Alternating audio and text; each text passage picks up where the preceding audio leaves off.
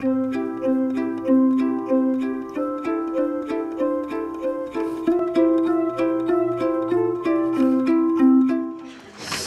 손을 얹고요. 스스로를 축복하고 하나님의 말씀을 나누기를 원합니다. 저를 따라해 주시겠어요? 하나님은 나를 사랑하십니다. 나는 그 사랑 안에 있습니다. 이 시간 말씀 앞에 내 마음을 엽니다. 나는 절대로 이전과 같지 않을 것입니다. 아멘. 광야에 숨겨진 하나님의 축복을 발견하는 히든 블레싱 세 번째 시간입니다. 오늘은 하나님께서 주신 율법과 원칙 속에서 그 율법과 원칙이 무거워 보이지만 거기에 감춰져 있는 축복에 대해서 나누려고 합니다.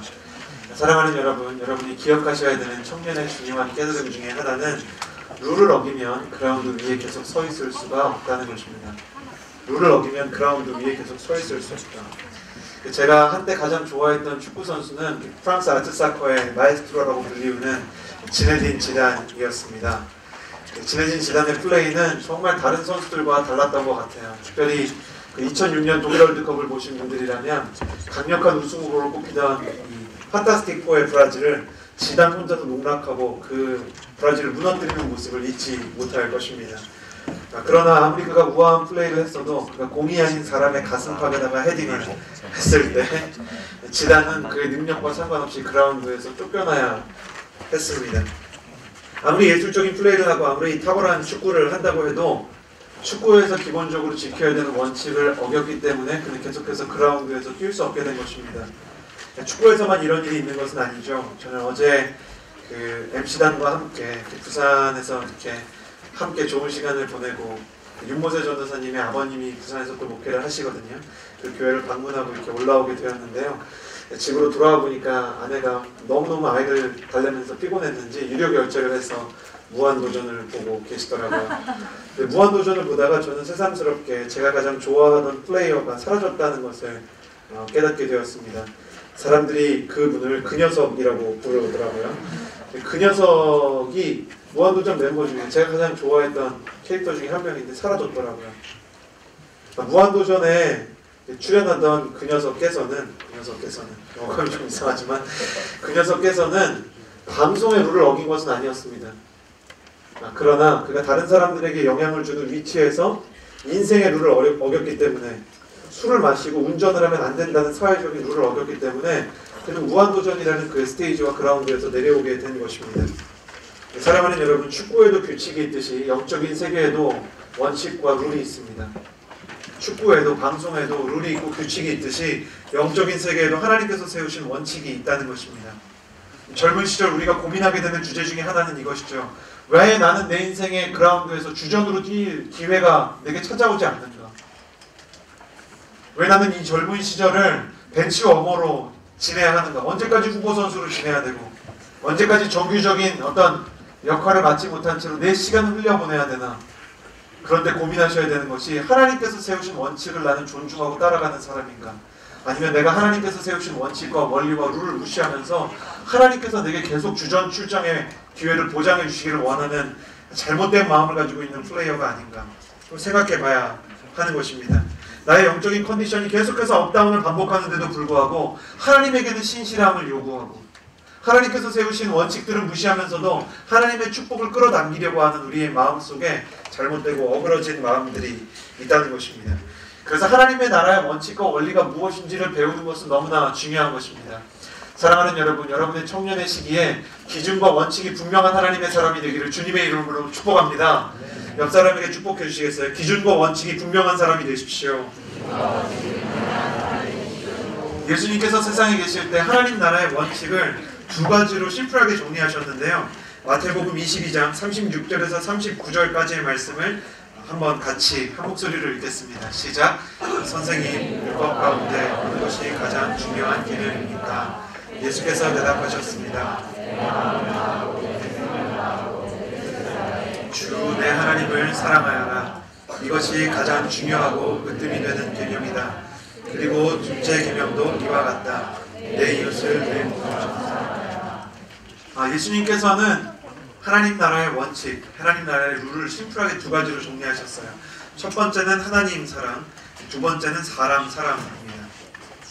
하나님을 사랑하는 것이 첫 번째, 하나님이 가장 중요하게 생각하는 원칙이고, 그리고 사람을 사랑하는 것이 두 번째, 가장 중요한 원칙이다.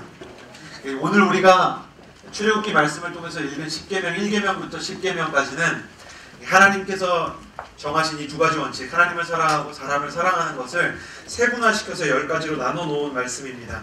특별히 1계명서부터 4계명까지는 하나님과 우리 사이에 있는 관계에 대한 하나님 사랑의 원칙을, 그리고 5계명서부터 10계명까지는 우리와 또 다른 사람들 간에 있어야 하는 사람 사랑의 원칙을 나타내 보이고 있습니다.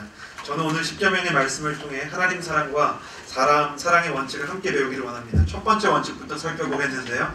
오늘 본문 3절을 한번 같이 읽어보겠습니다. 오늘 본문 3절 같이 읽겠습니다. 시작. 너는 내 앞에서 다른 어떤 신도 없게 하라.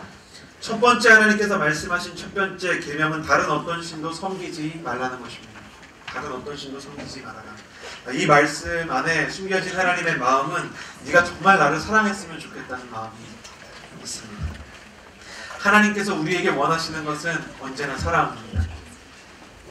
하나님께서 우리에게 원하시는 것은 그것이 섬김의 형태든 아니면 찬양의 형태든 기도의 형태든 어떤 것이든 상관없이 하나님께서 우리에게 원하시는 가장 근본적인 것은 사랑입니다. 남자와 여자가 만나서 결혼을 하면 남편이 아내에게 원하는 가장 깊은 것은 사랑이고 아내가 남편에게 가장 원하는 것은 사랑입니다. 실제로 그래야 합니다. 그런데 사랑이 아니라 다른 것을 원하게 되면 그 가족의 비극이 시작되는 것입니다. 아내가 남편에게 사랑보다 더 능력을 원하게 되면 그 가정에 어려움이 찾아옵니다. 남편이 아내에게 사랑보다 섬김을 더 강요하게 되면 그러면 가정의 불화가 시작되는 것입니다. 하나님은 우리와 사랑의 관계 가운데 들어가기를 원하십니다. 제가 전에 한번 했던 이야기인데요. 사랑 안에는 배타성이 있을 수밖에 없습니다. 자매 여러분 한번 생각해 보십시오. 어떤 남자가 나랑 연애를 하는 겁니다. 연애를 한다고 가정하는 거예요. 그러니까 그런 게 있다고 생각합시다. 남자친구라는 게 있다고. 잊혀진 거지만 전설 속에 있는 거지만 그 남자친구라는 게 하여튼 있다고 생각을 해봅시다. 남자친구가 있는데 이 남자가 너무너무 신실한 거예요. 3월이 31일까지 있는데 30일 내내 나를 향해서 신실하고 진실한 사랑을 하고 좋은 선물을 주고 나를 데리러 오고 너무너무 나를 사랑해 주는데 어느 날 30일째 되던 날에 남자친구가 이렇게 얘기한다고 생각해보세요. 30일 동안 내가 신실하게 당신의 남자친구로 살았으니 마지막 하루는 다른 여자의 남자로 살 수 있게 하루만 기회를 주십시오. 그러면 여자 여러분 그걸 용서해 줄 수 있습니까? 반대로 생각해 봅시다. 남자 여러분 그런 게 있다고 가정하는 겁니다. 여자친구라는 게 있다고 가정해 봅시다. 여자친구라는 게 있는 겁니다. 근데 여자친구가 30일 동안은 나만 사랑하는데 31일째는 다른 남자의 품에 안길 수 있는 기회를 달라고 하면 그걸 어떻게 참을 수 있겠습니까? 사랑이라는 것은 근본적으로 배타적일 수밖에 없는 것입니다. 결혼식에서 늘 이렇게 나누는 결혼을 준비하는 청년들에게 늘 하는 이야기이지만 한 남자를 만난다는 것은 남은 30억의 남자를 포기한다는 것입니다. 한 여자와 결혼한다는 것은 남은 30억의 그 남자를 포기하는 것이죠. 반대로 죄송합니다. 한 여자를 만나는 것은 다른 30억의 여자를 포기하는 것이고 한 남자를 만나는 것은 다른 30억의 남자를 포기해야 되는 것입니다. 포기가 없으면 사랑이 될 수 없습니다. 사랑은 배타성을 요구할 수밖에 없는 것이죠. 여러분 복음에 대해서 묻는 청년들을 종종 만나곤 합니다. 목사님 저는 궁금합니다. 복음이 무엇입니까? 복음에 대해서 가장 중요하게 정리해 놓은 것이 바로 우리가 믿는 예수님의 이름입니다. 예수님에게는 두 가지 이름이 있었습니다. 첫 번째 예수 그리스도. 이는 예수께서 우리를 죄에서 구원한다는 의미입니다. 그리고 예수님의 다른 이름이 있었는데 오늘 찬양이 너무너무 훌륭합니다. 성경님이랑 저랑 상의하지 않았는데 두 번째 이름이 오늘 우리가 첫 번째 찬양으로 불렀던 임마누엘이라는 이름입니다. 주 하나님이 우리와 함께 하신다는 것입니다. 복음은 주께서 우리를 죄에서 구원하셨을 뿐만 아니라 주님께서 우리와 함께 하시기를 원하신다는 것입니다. 제1계명을 실천하는 가장 좋은 방법, 하나님을 사랑하는 가장 좋은 방법은 주님과 교제하는 것을 배우는 것입니다. 사실 1계명의 주석으로 2절과 3절과 4절이 있다 해도 과언이 아닙니다. 주님을 사랑하고 주님만 사랑하는 것이 어떤 것인지에 대해서 2계명과 3계명과 4계명을 통해서 우리가 조금씩 깊게 더 나누기를 원합니다. 두 번째 계명입니다. 4절 말씀 같이 읽겠습니다. 시작. 준비되면 같이 읽겠습니다. 4절 시작. 너는 너 자신을 위해 우상을 만들지 마라. 두 번째 하나님께서 주시는 가르침은 우상을 만들지 말라는 것입니다. 우상을 만들지 말아라. 우상을 만들지 말라는 것은 현대사회에서 너무나 중요한 개념입니다. 하나님을 섬기고 하나님과 사랑의 관계로 들어가는 데 있어서 우상을 섬기지 않는 것이 너무나 중요한 것은 현대사회가 우상을 섬기기에 너무나 좋은 환경을 가지고 있기 때문입니다. 저는 이 시대가 가지고 있는 두 가지 우상, 가장 큰 두 가지 우상을 여러분과 나누기 바랍니다. 첫 번째 우상은 세상입니다. 우리가 만나는 첫 번째 우상은 세상입니다. 특별히 세상의 돈, 세상의 쾌락, 물질과 성공을 뒤쫓느라 하나님을 떠나는 청년들이 날로 늘어가고 있습니다. 주님께서는 알곡과 쭉정이를 걸러내신다는 표현을 썼습니다. 하나님을 정말 믿고 사랑하는 사람과 그렇지 않은 사람을 키질을 통해서, 이렇게 키질이라는 거는 이렇게 오줌 싸면 이렇게 머리에 쓰는 그런 거 있잖아요. 거기에다가 이렇게 쌀을 이렇게 한번 노정한 다음에 올려놓고 이렇게 키질을 하면 쭉정이가, 껍데기가 다 날아가고 알곡만 남게 되거든요.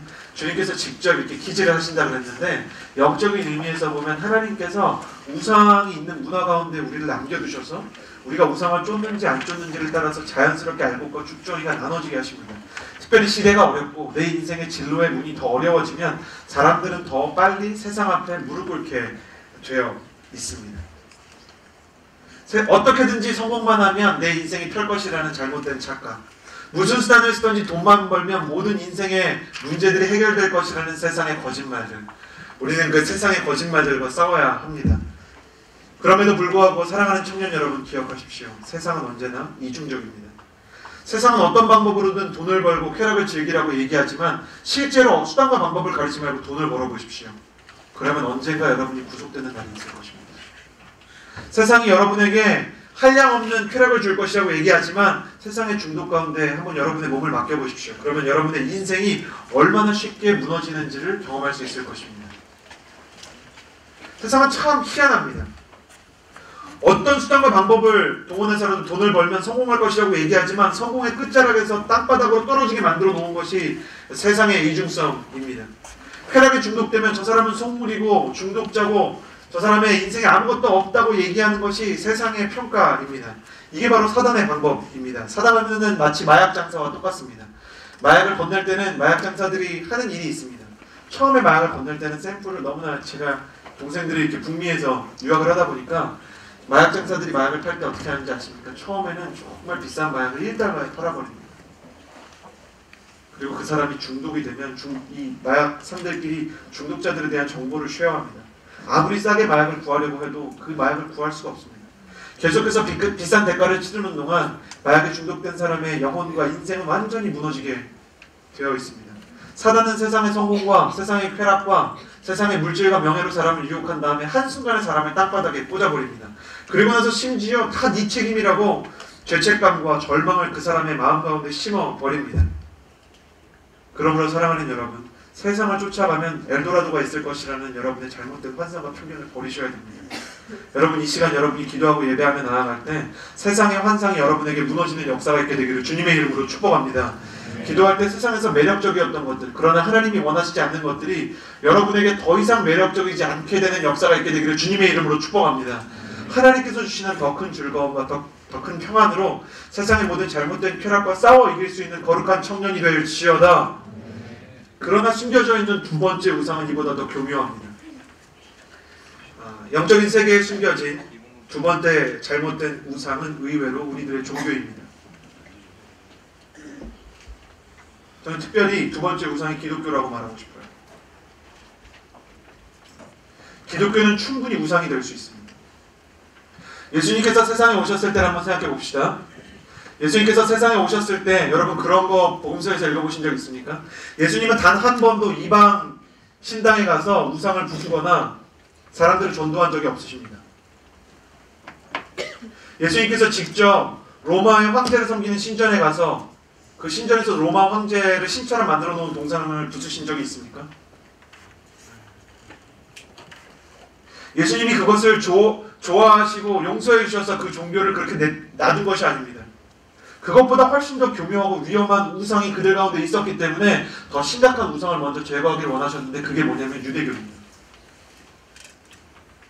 하나님의 눈에 이스라엘 백성이 우상으로 섬기고 있는 것은 하나님보다 더 중요하게 된 그들의 종교 유대교였습니다.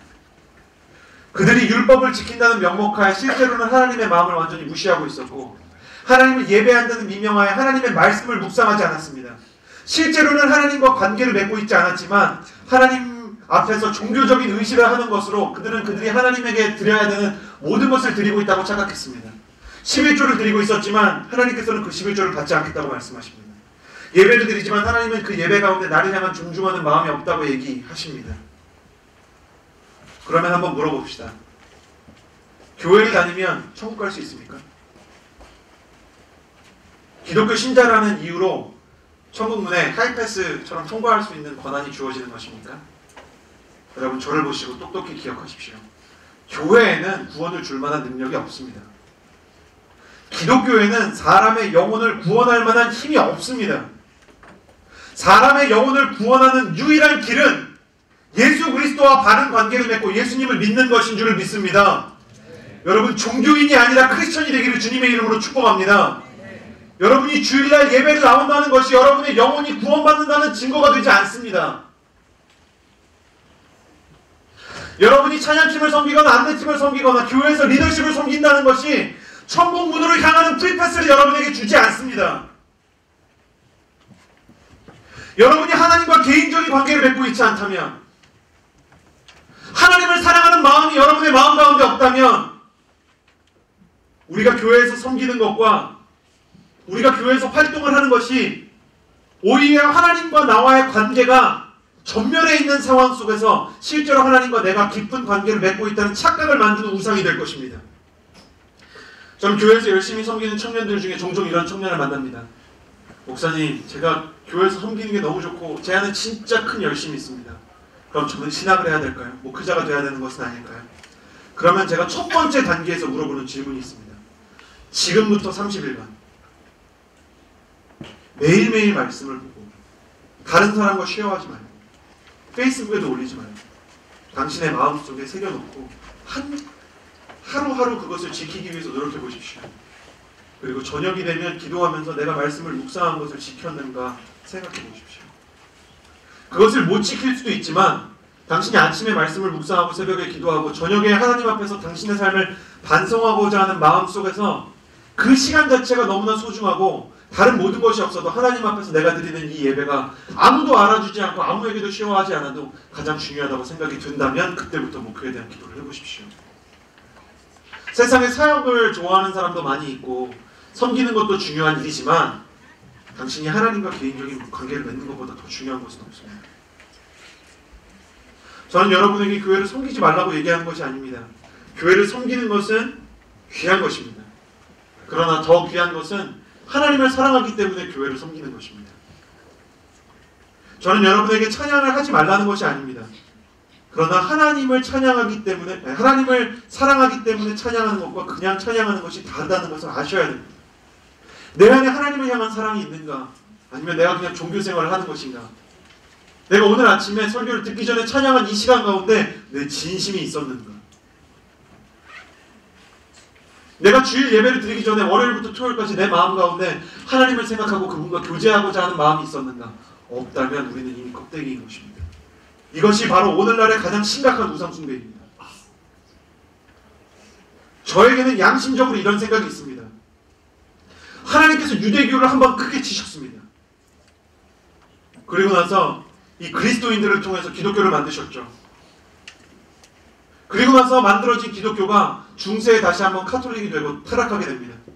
그때 하나님께서 루터를 통해서 카톨릭을 처참하게 부수시고 카톨릭 내부에서 갱신이 일어나고 또한 개신교에서도 갱신이 일어나는 새로운 역사를 일으키시죠. 그 다음이 개신교가 되지 않으리라는 보장이 있습니까? 저의 비전은 목사가 아닙니다. 저의 비전은 하나님을 섬기고 하나님을 섬기는 사람들을 세우는 것입니다. 하나님께서 어느 날 종교의 틀을 벗어나서 하나님의 일을 하게 하시면 그 길을 가야 되는 것입니다. 나는 종교인인가 크리스천인가? 스스로의 마음 가운데 정직한 질문을 던져봐야 합니다. 이것이 바로 두 번째 계명 가운데 하나님께서 우리에게 주시는 우상을 섬기지 말라는 계명입니다.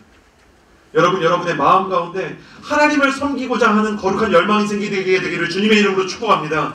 하나님을 사랑하고자 하는 진실한 마음이 생기게 되기를 주님의 이름으로 축복합니다. 만약에 이 설교 가운데 마음이 불편한 분이 계시다면 하나님께로 돌아오십시오. 하나님을 사랑하는 사람이 되게 해달라고 눈물을 흘리면서 기도해야 됩니다. 눈물이 나지 않고 마음이 아프지 않으면 여러분 기억하십시오. 중증입니다. 진실은 내가 영적인 문둥병에 걸렸다는 것입니다. 하나님께로 돌아오십시오. 종교가 아니라 예수님께로 가야 합니다. 종교가 아니라 하나님 앞에 무릎을 꿇어야 합니다. 나는 여러분이 하나님 앞에 홀로 서서 예배할 수 있는 거룩한 하나님의 예배자가 되기를 주님의 이름으로 축복합니다. 세 번째 계명을 함께 살펴보기를 원합니다. 7절 말씀 같이 읽겠습니다. 시작. 너는 내 하나님 여호와는 그 이름을 헛되게 받고 함부로 들먹이는 자들을 기억하지 않으실 것이다. 세 번째 계명은 여호와의 이름을 함부로 들먹이지 말라는 것입니다. 이 계명 안에는 겸손하고 진실한 예배자가 되라는 하나님의 메시지가 들어있습니다. 겸손하고 진실한 예배자가 되라. 요즘 굉장히 이상한 영적인 흐름이 생겼어요. 큰 믿음 교회를 비롯한 신사도주의 이단들은 예언을 굉장히 종용합니다. 저는 예언을 부정하는 사람이 아닙니다. 하나님이 하나님의 사람을 통해서 어떤 사람에 대해서 예언할 수 있다고 생각합니다. 그러나 그 예언이 하나님께서 쓰시는 예언이 되려면 예언한 사람이 그 예언에 대해서 책임을 져야 됩니다. 이스라엘에서 하나님의 이름으로 예언을 했던 사람들은 그 예언이 틀리면 사형을 할 각오로 예언했습니다. 그러나 오늘날 신사도주의에서 무분별하게 통용되고 있는 예언은 예언하는 사람이 책임을 지려고 하지 않습니다. 이게 너를 향한 하나님의 뜻이다라고 말할 거면 그 사람의 인생을 책임질 각오로 얘기해야 합니다. 그러나 내가 이 사람을 향해서 이 사람의 인생에 대해서 책임지고 내가 이 사람이 나의 예언을 따라가서 이게 진짜 하나님의 뜻이니까 이 사람이 어려움에 닥치게 되면 내가 그 어려움을 해소해주고 이 사람이 공경에 처하면 그 공경을 도와주고자 하는 마음이 없으면 예언하지 마십시오. 그건 하나님의 뜻이 아닙니다. 진짜 예언과 가짜 예언은 그래서 어떻게 분별할 수 있는가?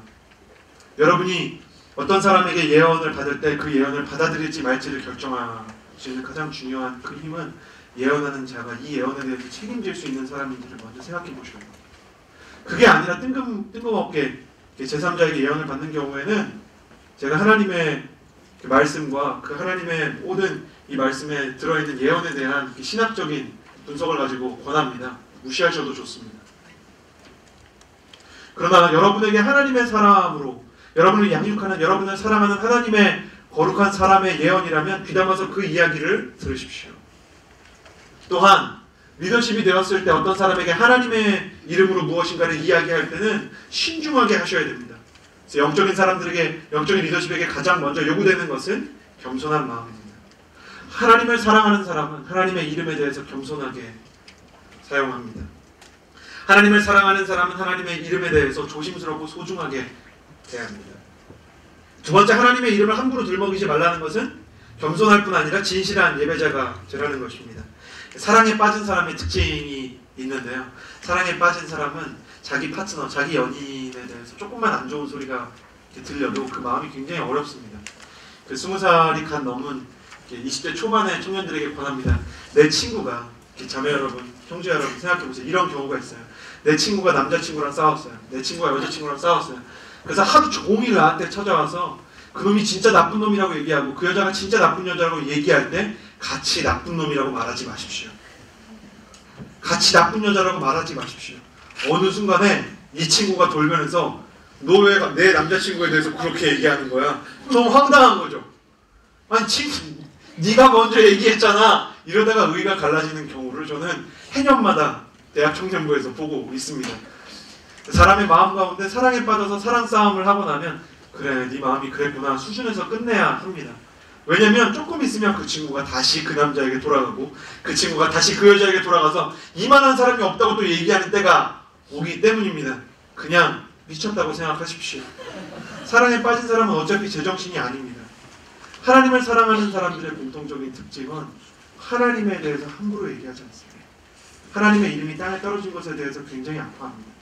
오늘날 한국 교회는 위기에 처해 있는 것이 사실입니다. 윤리적인 문제와 성적인 문제와 물질적인 문제는 이 시대에 저를 비롯한 모든 목회자들이 넘어야 하는 대단히 중요한 도전이 되었습니다.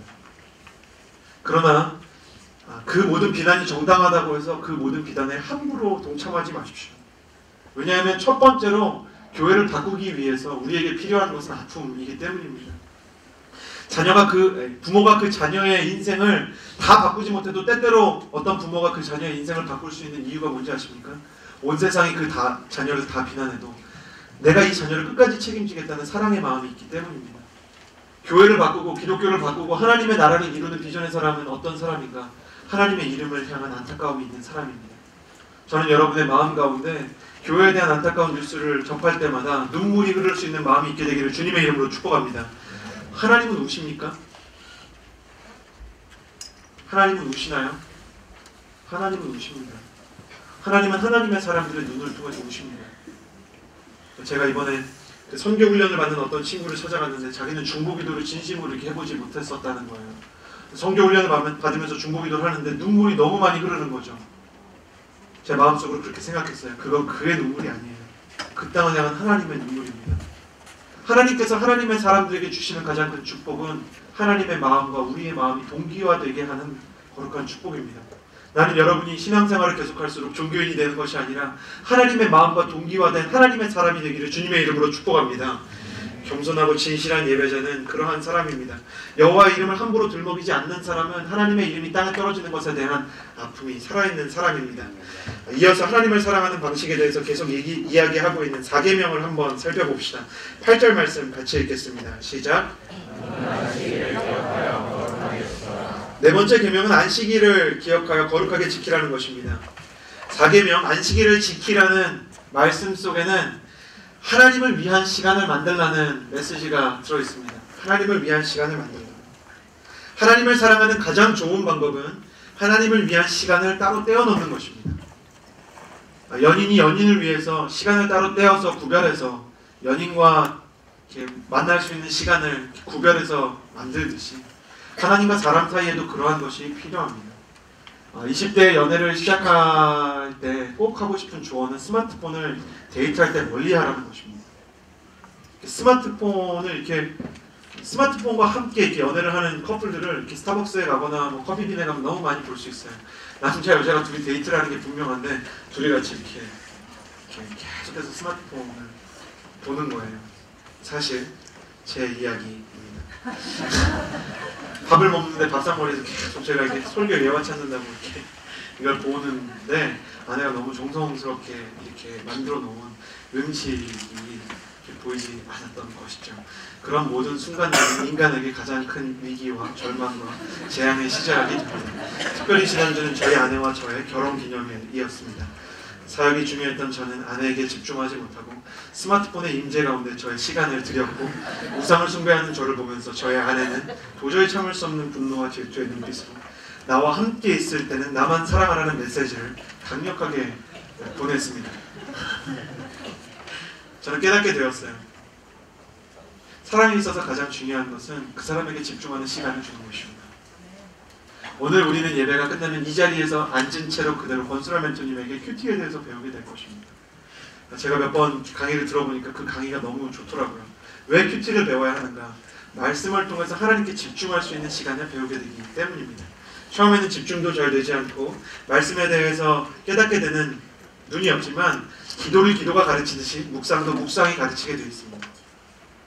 축구에 대해서 아무리 백날 설명해봐야 한 번 플레이하는 것만 못하거든요. 수영에 대해서 아무리 이론을 배워봐야 물속에 한번 들어가는 것과 비교할 수 없는 것입니다. 묵상은 묵상을 하면 배우게 되어 있습니다. 기도는 기도를 하면 배우게 되어 있습니다. 하나님을 위한 시간을 따로 떼어놓아야 하는 것입니다. 시편을 보면 종종 셀라라는 단어가 나옵니다. 이 셀라라는 단어는 stop and think라는 뜻입니다. 이스라엘 사람들이 찬양을 장엄하게 하는 중에서도 예배 인도자가 셀라라고 외치면 모든 반주가 다 스톱이 됐습니다. 그러면 그 안에서 이스라엘 사람들은 내가 정말 하나님을 예배하는 마음이 있는가를 스스로 살펴보아야 했습니다. 예배 중에도 하나님께 구별되는 시간을 따로 만들었던 이스라엘 사람들처럼 우리는 우리의 바쁜 일상 속에서 하나님을 바라볼 시간을 반드시 만들어야 됩니다. 여러분 결정하십시오. 새벽 기도를 나오시든지 큐티를 하시든지 저녁에 여러분의 인생을 단추하든지 하나님을 위한 여러분의 지성소의 시간을 따로 만드십시오. 그 시간이 없다면 우리는 결국 하나님을 사랑할 만한 힘을 얻지 못할 것입니다. 안식일을 기억하여 거룩하게 지키라는 말은 하나님 앞에 하나님께 구별된 시간을 만들라는 것입니다. 12절부터 17절의 말씀은 이웃을 사랑하는 원칙에 대한 말씀입니다. 하나씩 살펴보겠습니다. 12절 같이 읽겠습니다. 시작. 내 부모를 공경하라.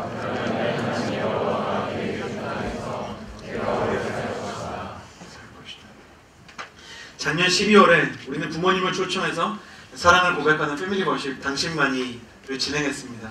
올해도 아직 날짜가 확정되지 않았지만 올해도 부모님을 초청하는 예배, 부모님뿐만 아니라 형제 자매를 초청하는 예배를 함께할 생각입니다. 왜냐하면 10계명에서 사람과 사람 사이에 있어야 되는 사랑에 대한 첫 번째 계명으로 하나님은 가족에 대한 메시지를 주셨기 때문입니다. 내 부모를 공경하라는 말씀은 신약시대에 가서는 내 부모를 사랑하라는 말씀으로 심화되게 됩니다. 제가 패밀리 워십 당신만이를 진행하는 동안 부모님을 위한 부모님을 위해서 자녀들에게 당부했던 중요한 메시지 중에 하나는 당신들의 부모를 용서하지 말라는 것이었습니다. 너의 부모를 용서하지 말아라. 용서는 기본적으로 피해자가 가해자에게 하는 것입니다. 그러나 부모 자녀의 관계에서 일반적인 피해 가해 관계가 성립이 될까요? 부모님과 자녀의 관계에서 한 사람은 절대적인 피해자고 한 사람은 절대적인 가해자가 될 수 있을까요? 물론 이 시대의 청년들은 부모에게 수많은 상처를 받으면서 자랍니다. 그래서 저는 아버지와 어머니를 도저히 사랑할 수 없는 청년들을 만나곤 합니다. 그 중에는 선지자적인 마음을 가지고 부모와 자녀 가운데 있어야 되는 관계에 대해서 너무나 잘 다룬 드라마 킬미 힐미가 있었죠. 킬미 힐미는 부모와 자녀 간에 있었던 학대가 그 사람의 인생에 얼마나 큰 상처를 줄 수 있는 전문가들과 함께 쓴 시나리오입니다. 저는 그 드라마를 직접 보지 못했지만 저는 그 드라마의 실사판인 아동학대 때문에 인격이 무너진 아이들을 만나곤 했습니다. 이런 경우에는 자녀의 용서가 필요할 뿐만 아니라 사회적인 처벌이 필요합니다. 모든 학대는 침묵 속에서만 자랍니다. 그래서 학대를 목격하거나 학대를 당하는 사람들은 그 학대에 대해서 알릴 수 있는 용기가 필요합니다. 그리고 그 교회는 무조건적인 부모에 대한 용서나 사랑과 이해에 대해서 이야기하기 전에 심각한 경우에는 그 사람이 그것을 퍼블리싱할 수 있는 기회를 주어야 합니다. 저는 저의 인생에 언제 이루어질지 모르지만 아동학대나 가정에서 폭력을 당하는 여자들을 위한 쉘터를 만들고 싶다는 꿈이 있어요. 그래서 앞에다가 청년 실업 문제를 겪고 있는 청년들 중에 체격이 정말 좋고 이렇게 정말 누가 보아도 함부로 들어갈 수 없을 것 같은 체구를 가진 청년들 한 4사람 정도를 고용해서 그 앞에 세워두고 싶어요. 남자들이 함부로 들어갈 수 없고 부모가 함부로 그 자녀를 찾아갈 수 없는 법적인 보호가 있는 쉘터를 만들기를 원합니다.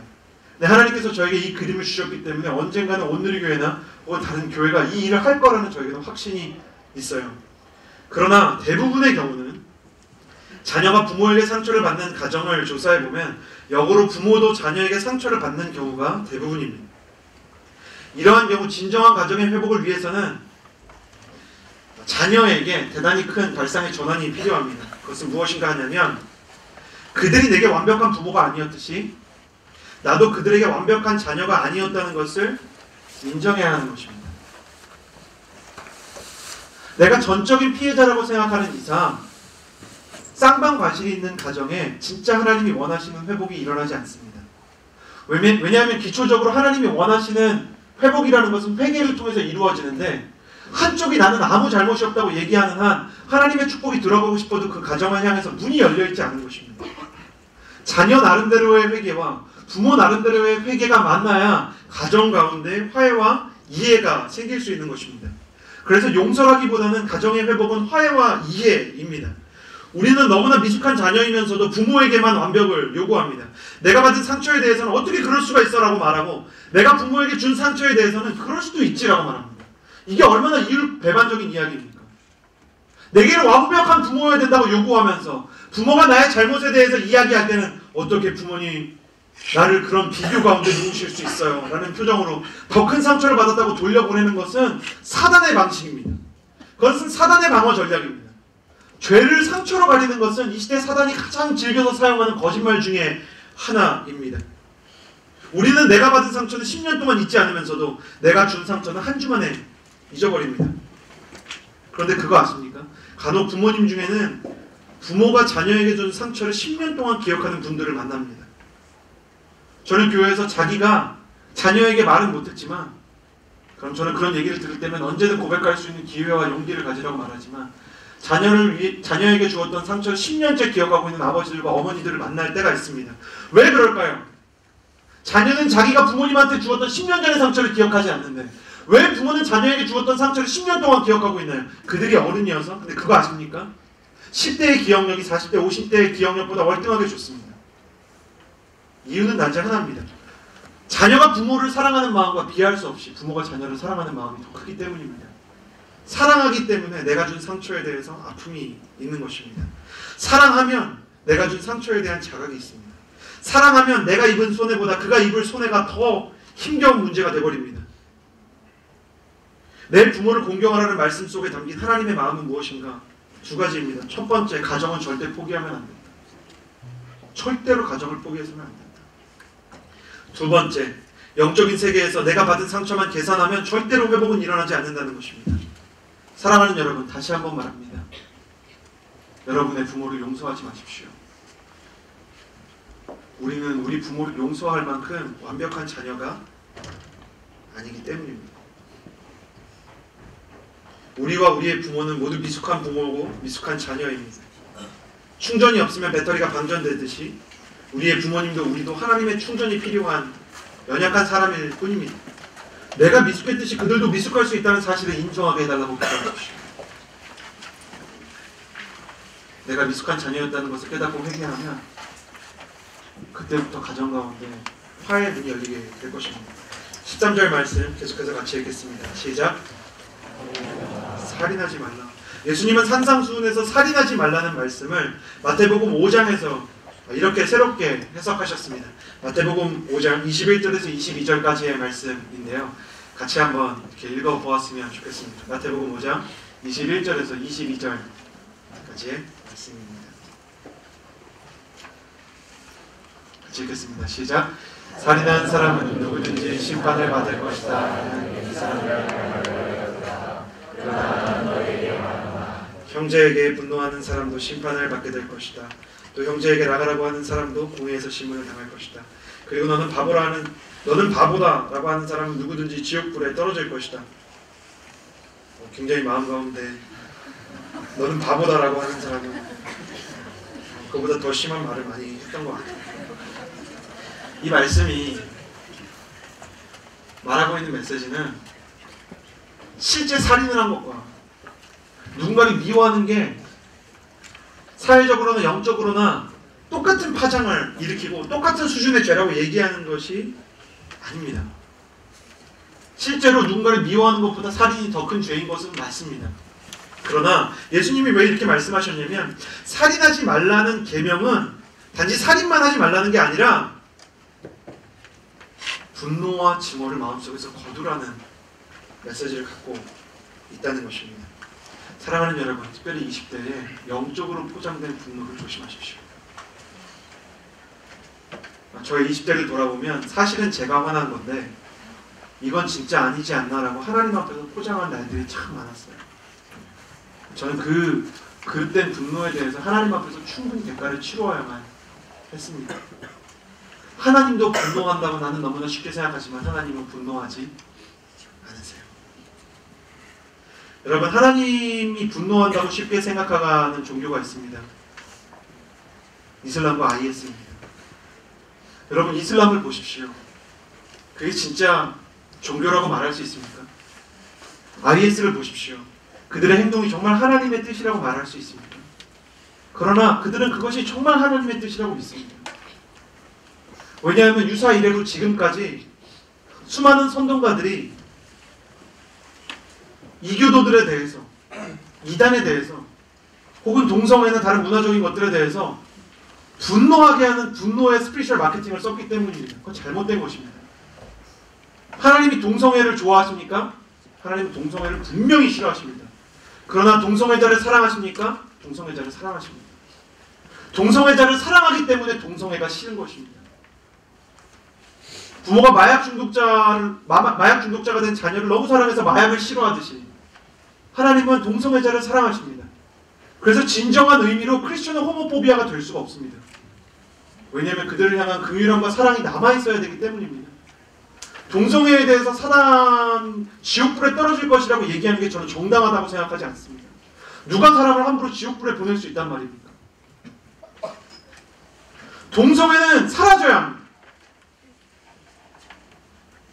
이단도 사라져야 합니다. 그러나 이단과 동성애에 빠져있는 사람들에게는 사랑과 진리가 필요한 것입니다. 분노는 언제나 사람을 이길 수가 없습니다. 하나님은 우리가 누군가를 증오하면 힘들어하십니다. 우리가 분노하면 분노한 마음을 가지고 예배할 때 그 예배를 받기 어려워하십니다. 왜냐하면 그게 하나님의 성품이 아니기 때문입니다. 분노 가운데서 예배할 때 여러분 한 번이라도 누군가를 분노하는 상태로 제대로 예배드린 적이 있으십니까? 그때야말로 소위 말하는 마음이 어려운 순간 아닌가요? 왜 마음이 어려운가? 그게 하나님의 성품이 아니기 때문입니다. 하나님은 하나님의 형상대로 우리를 만드셨습니다. 그래서 하나님은 우리가 하나님을 닮기를 원하십니다. 어떻게 하면 분노와 증오를 이길 수 있는가? 하나님의 사랑과 하나님의 용서를 구하십시오. 그 시작은 내가 사랑할 수 없는 사람이라는 것을 인정하는 것입니다. 저희 대표 MC가 부산에 가서 마음을 나누는데 자기는 심장이 없는 사람이라고 하더라고요. 누군가를 사랑하는데 너무나 어려움을 겪는다. 근데 사실 대표 MC만 심장이 없겠어요. 우리 모두 정말 심장이 없는 것 같은 때가 있죠. 저는 그 얘기 들으면서 속으로 나한테 그리스도의 심장이 있으면 좋겠다는 생각을 했어요. 주님의 마음, 주님의 사랑을 날마다 구해야 되겠다는 생각을 했습니다. 여러분 분노와 증오 가운데 있을 때 그 분노와 증오와 싸웁시다. 하나님의 사랑과 하나님의 용서가 10번 넘어뜨리던 우리를 9번 넘어지게 하고 9번 넘어지던 우리를 8번 넘어지게 할 때까지 하나님의 사랑을 구하면서 나아갑시다. 그래서 세상으로 하여금 우리 안에서 하나님의 사랑이 나타나는 것을 보여지게 합시다. 이 이야기를 하는 것이 저에게 참 어려운 일입니다. 저에게도 사랑보다 분노가 쉬운 사람이기 때문입니다. 그런 용기를 내어서 함께 권합니다. 우리 모두 그리스도의 사랑을 구하고 그 사랑을 실천해서 언젠가 우리 삶 가운데 그리스도의 사랑의 향기가 선포되게 합시다. 옆 사람에게 이렇게 축복해 주시겠습니까? 당신은 사랑하는 사람이 될 것입니다. 한 번 더 축복해 주시겠어요? 당신은 분명히 따뜻한 사람이 될 것입니다. 오늘 교회에서 저에게 허락한 본문이 1계명부터 10계명이기 때문에 조금 설교가 길어지고 있지만 그래도 말씀을 계속 보겠습니다. 14절 말씀 같이 읽겠습니다. 시작! 간음하지 마라. 7번째 계명은 간음하지 말라는 것입니다. 간음하지 말라는 말씀 가운데는 단지 간음하지 말라는 것이 아니라 순결을 지키고 책임 있는 사랑을 하라는 하나님의 부르심이 있습니다. 저는 어제 이 말씀을 묵상하다가 하나님의 사람, 간음하지 말라는 말씀을 가장 잘 설명할 수 있을 것 같은 사람에게 문자를 보내게 되었습니다. 강균성 씨에게 문자를 보내서 폴주 예배에 한 번 더 오셨으면 좋겠습니다. 이렇게 문자를 보냈는데 제가 체크해 보겠습니다. 답변을 받았어요. 저는 라디오스타가 끝나고 나서 강균성 씨랑 이렇게 좀 얘기를 나누게 되었거든요. 저는 진짜 감동적이었어요. 그분이 라디오스타에서 가볍게 얘기했지만 그분이 그걸 하기 위해서 굉장히 오랫동안 준비하고 그리고 혼전 순결에 대해서 재밌는 방식으로 얘기한 겁니다. 근데 그 자신이 고백했듯이 이미 예수님을 믿기 전에 혼전 순결을 잃은 사람입니다. 근데 예수님을 믿고 혼전 순결을 잃어버린 것에 대한 괴로움이 있을 때 주께서 다시 순결을 허락할 테니까 그 순결을 지키라고 했습니다. 근데 그리고 나서 또 못 지킨 때가 있다고 합니다. 그럼에도 불구하고 그는 계속해서 혼전 순결을 지키는 사람이 되기 위해서 노력하고 지금도 노력하고 있습니다. 여러분 그거 아십니까? 지구상에서 존재하는 모든 동물 중에 성관계를 할 때 여자와 남자가 서로의 얼굴을 바라볼 수 있는 동물은 인간이 유일한 거 아십니까? 오직 인간만이 서로의 얼굴을 바라보는 상태로 성관계를 할 수 있습니다. 왜 하나님은 그렇게 만드셨나요? 인간적인 성관계에는 다른 동물과 다르게 인격적인 책임감이 필요하기 때문입니다. 왜 결혼 전에 성관계를 가져서는 안 되나요? 정리해 드릴게요. 성관계에 따라올 수 있는 결과에 대해서 책임질 수 없기 때문입니다. 생명을 책임질 준비는 되어 있지 않은데 사랑한다는 미명하에 성관계가 줄 수 있는 즐거움만 취한다는 것은 가격을 지불하지 않고 물건을 훔치겠다는 심보와 똑같은 것입니다. 사랑하는 자매 여러분, 다른 부분을 다 듣지 않아도 잠을 깨고 지금 이 이야기를 들으십시오. 남자가 결혼 전에 집요하게 성관계를 원한다면 그 관계 자체를 정리할 준비를 하십시오. 교회 안에서 만났으면 정죄하십시오. 그게 하나님 뜻입니다. 이렇게 말하십시오. 당신이 예수 믿는데 그럴 수가 있냐? 구원받았는지 오빠 다시 한번 생각해봐라. 나는 오빠가 나랑 결혼을 하는 것보다 더 큰 소원이 있는데 오빠가 천국 갔으면 좋겠다. 진짜예요, 형제 여러분. 혼전 성관계를 가지는 형제의 마음속에는 선악과를 따먹는 아담과 똑같은 마음이 있습니다. 하나님을 무시하고 내 마음대로 살고 쾌락을 추구하겠다는 마음이 그 안에 있는 것입니다. 헤어지세요. 괜찮습니다. 하나님께서 더 좋은 남자를 주실 줄을 믿습니다. 아멘 하시는 여러분. 그런 거 아니면 관계를 소중하게 지키십시오. 자꾸 다른 오빠를 만날 기대를 갖지 말고 지금 사랑하는 사람을 잘 지키시는데 이런 케이스에만 얘기하는 거예요. 남자가 요구를 포기하거나 아니면 요구를 포기하지 않으면 헤어져야 됩니다. 여자 여러분 생각해보세요. 이건 사회학적으로도 제가 정말 드리고 싶은 말이에요. 여러분의 순결과 여러분의 성관계를 통해서 일어날 수 있는 모든 결과에 대해서 책임질 준비가 안 돼 있는 사람한테 어떻게 인생을 맡길 수 있나요? 그 정도도 책임지지 못하는 남자가, 형제 여러분 착각하지 마십시오. 혼전 성관계를 갖지 않는 게 인생에서 가장 어려운 일인 것처럼 음란과 싸우는 것이 인생에서 가장 어려운 일이라고 생각하십니까? 결혼해 보십시오. 훨씬 더 어려운 일이 많습니다. 여러분 어머니와 아버지가 혼전 성관계가 여러분 어머니 아버지 인생에서 가장 어려운 문제였을 거라고 생각하십니까? 훨씬 더 어려운 문제들이 있습니다. 남편은 무엇을 해야 하나요? 가정을 책임져야 합니다. 가정의 방패여야 합니다. 가정을 지탱하는 기둥이어야 합니다. 아무리 외롭고 힘들어도 가정을 짊어지고 전진해야 되는 존재입니다. 그런데 혼전 성관계를 지키지 못하는 사람이 인생은 책임질 수 있나요? 자매 여러분, 그걸 믿으십니까? 그렇다면 여러분은 너는 바보다라고 말하지 말아야 되기 때문에 여러분은 어리석은 것입니다. 여러분은 어리석은 것이에요. 정리하십시오. 혼전 성관계는 절대 안 됩니다. 절대 안 됩니다. 스킨십은 어디까지라고 그어드리진 않겠습니다. 근데 자매가 일단 예배 드리는데 어렵다. 그럼 하지 마십시오. 형제 여러분, 설득하려고 하지 마십시오. 여기까지는 괜찮은 거 아니냐. 하나님은 당신한테 그 기준을 그을 수 있는 힘을 주시지 않았습니다. 자매가 만났는데 뽀뽀하는 게 어렵다. 참으세요. 저는 저희 아내에게 수없는 고난과 허투와 거절을 당했습니다. 그랬기 때문에 더욱 강력하게 여러분을 초청하게 원합니다. 자매 여러분, 거룩한 철벽녀가 되십시오. 그게 이 시대의 여러분을 향한 하나님의 뜻입니다. 만약에 책임질 수 없는 사람인데 너무 좋은 사람인 것 같다. 근데 목사님 말을 듣고 오늘 헤어져야 될 것 같다. 그리고 요구했는데 혼전 성관계를 요구하는 것을 그만두라고 말했는데 그만두지 않는다. 저를 찾아오십시오. 제가 남자친구 생길 때까지 소개시켜드리겠습니다. 제가 소개시켜드릴게요. 마음에 드는 남자 만날 때까지 소개시켜드릴게요. 그런 경우라면 딴 경우로는 찾아오지 마시고요. 그럼 너무 많으니까. 하나님께서 아담과 하와를 짝지어준 것을 믿으시기를 바랍니다. 그런 이유로 헤어지게 되면 제가 진짜 책임지고 소개해드릴게요. 멘토님을 다 동원해서라도 만나게 해드릴게요. 책임지려고 하지 않는 사람이랑 연애하지 마십시오. 남자 여러분, 거짓말하지 마십시오. 당신은 책임지려고 하지 않는 것입니다.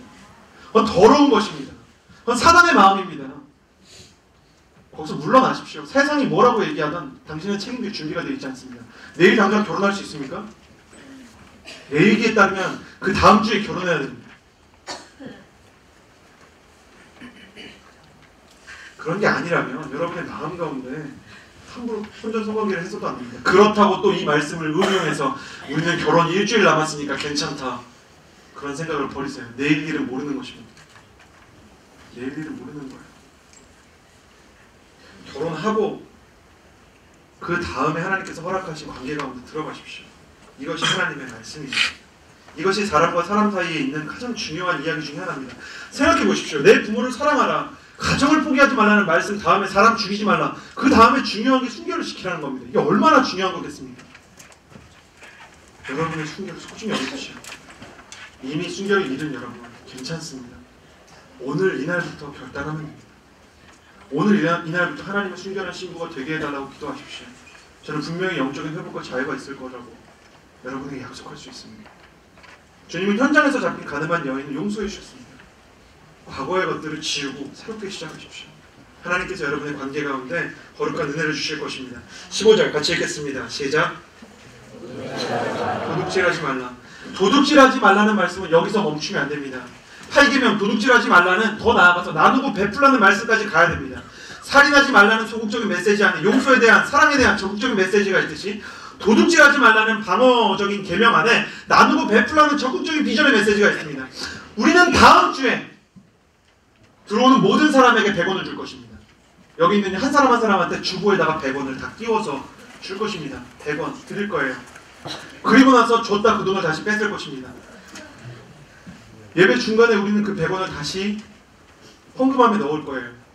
그리고 그걸 갖고 그 돈을 시드머니로 해서 우리는 컴패션 코리아에 죽어가는 아이를 살릴 것입니다. 이걸 이름을 어떻게 붙일까 하는데 아까 그 심장이 없는 대표 MC가 이름을 지었어요. 백컴 프로젝트. 100원을 다시 걷어간다. 그래서 백컴 프로젝트래요.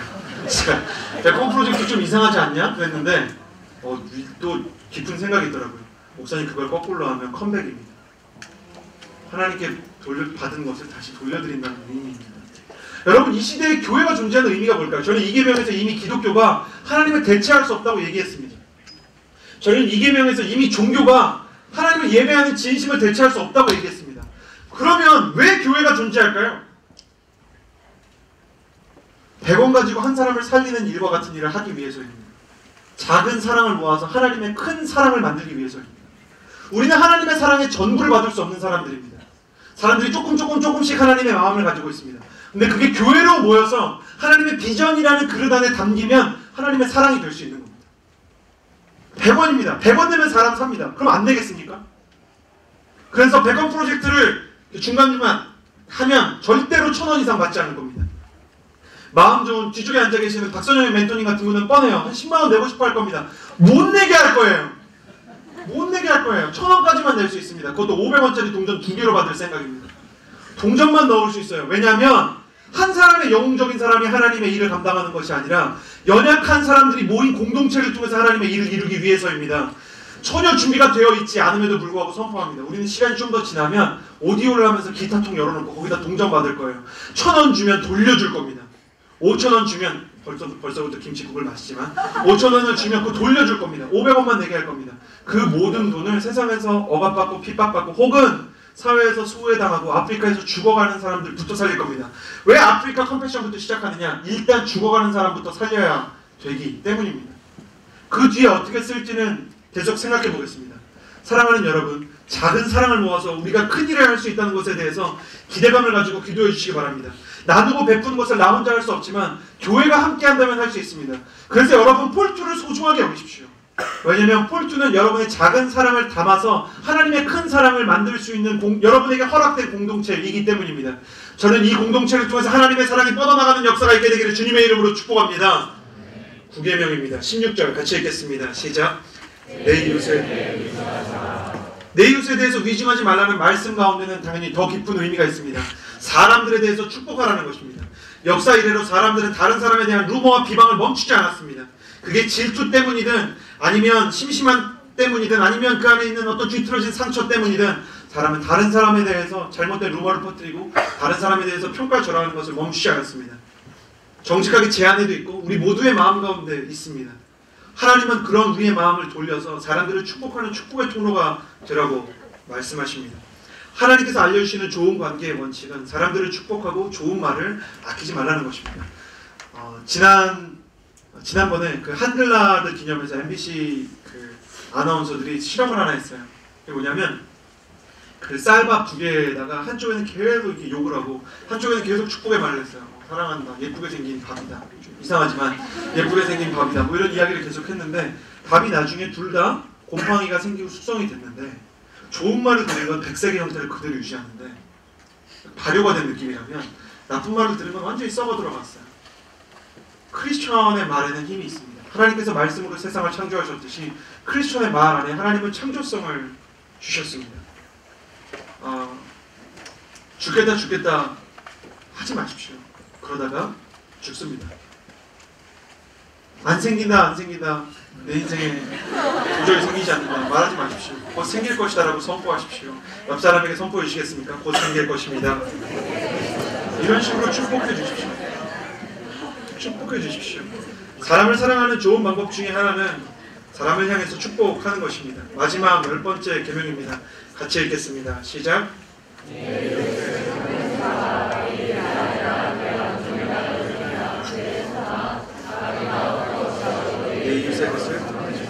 내 이웃의 것을 탐내지 말라는 말씀 안에 숨겨진 메시지는 너의 삶에 대해 감사하고 네가 가진 것을 소중하게 여기라는 말씀이 있습니다. 사도 바울이 고린도전서 15장 10절에서 이렇게 말한 유명한 말씀이 있습니다. 같이 읽겠습니다. 시작. 오늘날 내가 나 된 것은 하나님의 은혜로 된 것이다.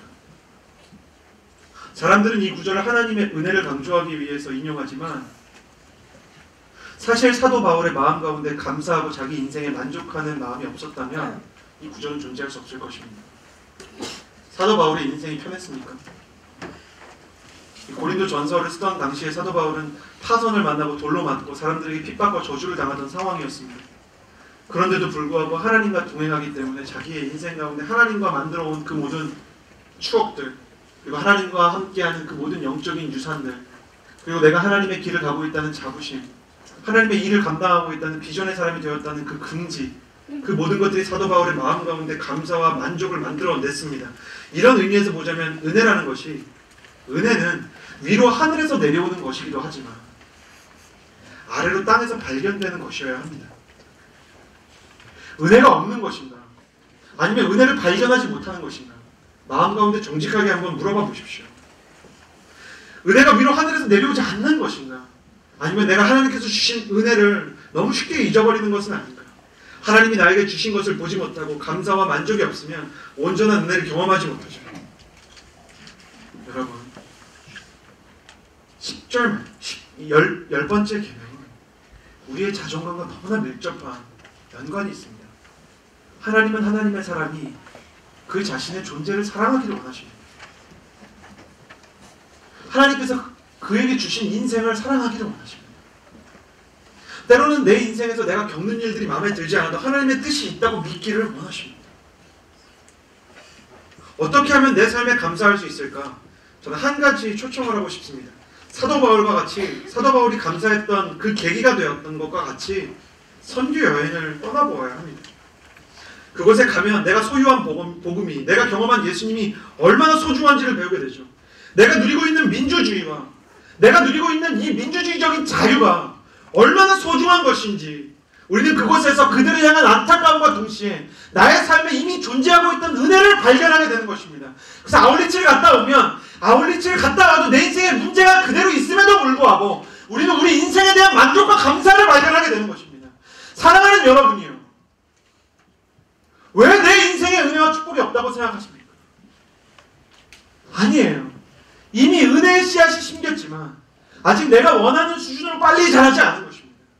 어제 MC단과 같이 봉고를 타고 오는데 마이크가, 무선 마이크 하나가 이렇게, 무선 마이크가 하나가 안 보인다는 거예요. 그래가지고 저희가 이렇게 막 복잡했어요, 마음이. 그리고 막 프린터 토너가 안 나온다는 이야기를 서울에서 이렇게 전해지는 것을 우리가 이렇게 막 들었어요. 근데 몇몇 사람들이 그 프린터는 무슨 모델이고 거기에 토너가 뭐고 막 이랬는데 운전하는 형제는 그걸 모르겠는 거예요. 그 모델이 뭔지. 그래갖고 시험에 들기 시작했어요, 혼자. 나도 같은 MC단인데 왜 모르나. 얘는 막 SM58 그 마이크가 없어진 건가? 뭐 이런 얘기 하고 있는데 자기는 모르는 거예요. 그러면서 저한테 이렇게 옆자리에 제가 앉아있었는데, 목사님, 저는 이런 걸 몰라도 될까요? 저는 놓치는 게 너무 많은 것 같아요. 제가 너무 황당했어요. 왜냐면 그 친구가 부산에서 저희를 4시간 동안 운전해서 저희를 부산에서 서울까지 인도하고 있었거든요. 근데 그 순간에서조차 다른 사람들이 가지고 있는 것 때문에, 다른 사람들이 가진 어떤 은사 때문에 자기가 너무 부족한 사람이라는 생각을 하고 있는 거예요. 그래서 제가 뭐라고 얘기했냐면, 여러분, 하나님은 어떤 사람한테 완벽한 인격을 주시지 않으십니다. 하나님은 어떤 사람한테 완벽한 인격을 주시지 않는다. 그게 하나님의 비전이든 하나님의 성품이든 어떤 사람한테 완벽한 걸 주시지 않으세요. 성경에 적혀있죠. 어떤 사람은 손의 역할을 하고 어떤 사람은 발의 역할을 해요. 그러면 난 손밖에 못하는데 어떻게 해야 되죠? 발을 만나면 됩니다. 나는 발밖에 못하는데 손은 어떡하죠? 손을 만나면 됩니다. 그럼 몸통은요? 몸통은 또 만나야 됩니다. 왜 완벽하지 않은 것 때문에 괴로워하시나요? 제가 자유하게 해드리겠습니다. 평생 가도 완벽하지 않을 것입니다. 그러나 나의 연약함을 채워주는 배우자와 나의 비전에 함께 걸어가주는 동역자들이 필요하다는 것을 기억하십시오. 한 사람 한 사람 내가 가진 것에 대해서 감사하고 하나님 앞에 그것으로 섬기며 나아가는 여러 사람이 모여서 하나님의 교회가 되어야 그 교회가 바로 예수 그리스도의 몸이 되는 것입니다. 어떤 사람이 혼자 예수 그리스도의 몸이 돼서 예수님의 일을 다 할 수 있습니까? 그건 안 되는 것입니다. 십계명이 뭘 얘기하고 있냐면 10번째 계명은 너의 삶을 감사하고 소중하게 여기면서 동역자들을 만나라고 얘기하는 것입니다. 여러분, 그런 사람을 구하십시오. 그리고 연약한 내 모습 때문에 더 이상 아파하지 않게 해달라고 기도하십시오. 가서 컴퓨터 배경화면이랑 스마트폰 배경화면이랑 가스판 같은 데 써놓으십시오. 공사 중이라고. 우리는 모두 공사 중입니다. 건물이 지어지고 있습니다. 어떻게 완벽한 난방과 완벽한 인테리어가 있을 수 있나요? 사람마다 때가 다르고 기한이 다른데 왜 초겨울에 초봄에 피는 목련만 되려고 하나요? 하나님께서 허락하신 때에 여러분에게 가장 좋은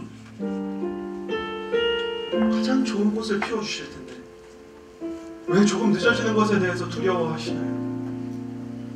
하나님은 오늘 말씀을 통해서 우리에게 말씀하십니다. 사람과 사람 사이의 관계를 마무리 짓는, 매듭 짓는 가장 중요한 원칙은 너 자신에 대해서 만족하고 사랑하는 마음을 가지라는 것입니다. 오늘 교회에서 십계명의 말씀 한꺼번에 주었기 때문에 무려 1시간 동안 십계명에 대해서 나누었습니다. 그것을 다시 정리하면 하나님을 사랑하고 이웃을 사랑하라는 것입니다. 이 말씀을 듣는 여러분, 저는 그런 믿음이 있습니다. 여러분의 마음 가운데 하나님을 사랑하고자 하는 마음이 있다는 걸 믿습니다. 좀 크고 작은 문제가 있을 뿐이지 하나님 사랑하지 않으면 뭐하러 오전 10시 여기 나와 있나요? 그리고 여러분의 마음 가운데 인간관계에서 정말 좋은 관계를 맺고 싶은 사람이라는 것도 나는 믿습니다. 누가 정말 나쁜 사람이 되고 싶나요? 근데 그게 우리의 힘으로 되지 않기 때문에 이 자리에 나와 있는 것이죠. 이 계명은 결국 성령님의 은혜로 말미암아 우리의 삶 가운데 만족과 감사로 주어지는 때가 있을 것입니다. 하나님을 사랑하는 사람이 나를 사랑하게 되면서 이 율법을 완성하게 될 때 그때부터 하나님의 이름이, 하나님의 뜻이 이루어질 것입니다. 자리에 잠깐 다 일어나 주시겠어요? 그리고 우리 한 번 찬양하고 기도하고 다시 한 번 찬양하고 기도할 건데, 하나님을 사랑하기 위해서 기도하기 전에 우리는 이 찬양을 하겠습니다. 제가 너무 좋아하고 사랑하는 찬양.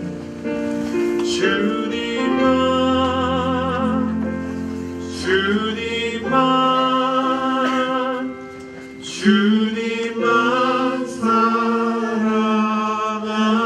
사랑하니 나의 왕 나의 주님 주님을 알기 원했다. 주님께 오직 주께 경배하는 존귀하신 주 사랑합니다.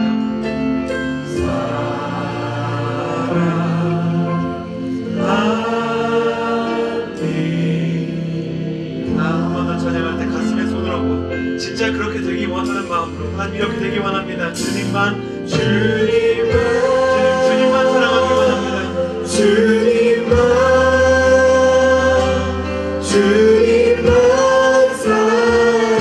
사랑하니 비록 내가 연약하지만 나의 왕 나의 주님을 더 알게 해주셔서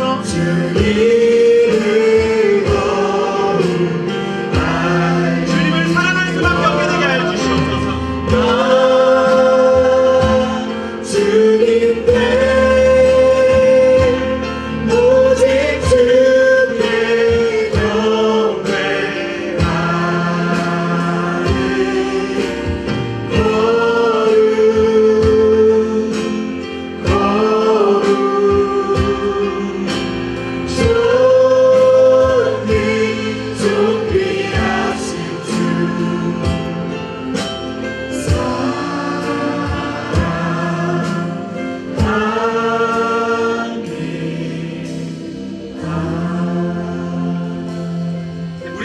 말씀과 하나님을 사랑하고자 하는 마음 사이에서 줄다리기를 하고 영적인 싸움을 하고 있습니다.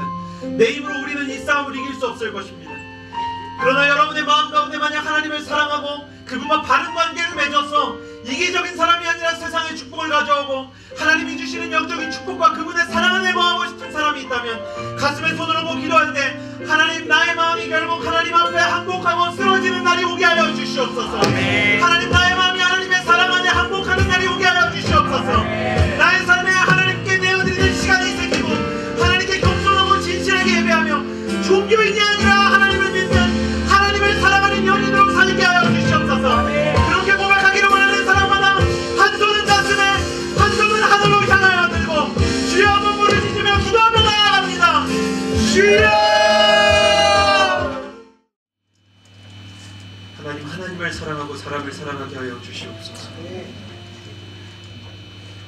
나의 힘으로 할 수 없는 그 사랑을 하나님께서 부어주셔서 하나님의 사랑에 항복하고 그 사랑을 자연스럽게 흘려보낼 만큼 부어지는 역사가 있게 하여 주시옵소서.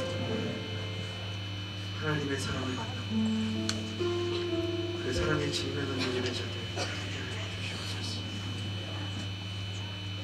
이제는 우리 구주 예수 그리스도의 은혜와 하나님의 사랑하심과 성령의 교통하심이 하나님을 사랑하고 이웃을 사랑하기를 원하지만 삶의 자리에서 때때로 패배하는 사람들, 그러나 그럼에도 불구하고 하나님의 사랑과 또 이웃을 향한 사랑에 다시 한번 도전하기 원하는 주의 모든 자녀들에게 이제로부터 영원토록 함께하여 주시기를 간절히 축원하옵나이다. 아멘.